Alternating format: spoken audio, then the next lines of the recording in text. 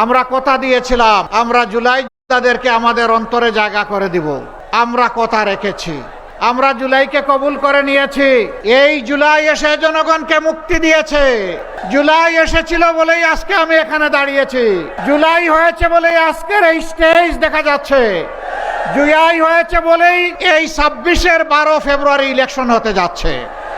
জুলাইয়ের আগে আমরা রাজনৈতিক দলগুলো বহু চেষ্টা করেছি, জীবন দিয়েছি, আয়নাগরের সঙ্গী হয়েছি, জেলে গিয়েছি, হয়েছি, ঘর বাড়ি ছাড়া হয়েছে, কিন্তু আমাদের নেতৃত্বে পরিবর্তন আসে নাই।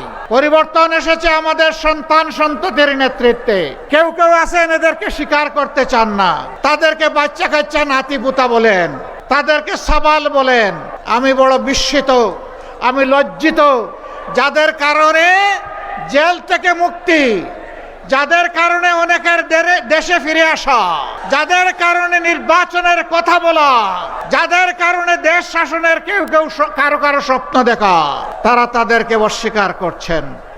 লজ্জা, লজ্জা, এইটা মেনে নেওয়া যায় না।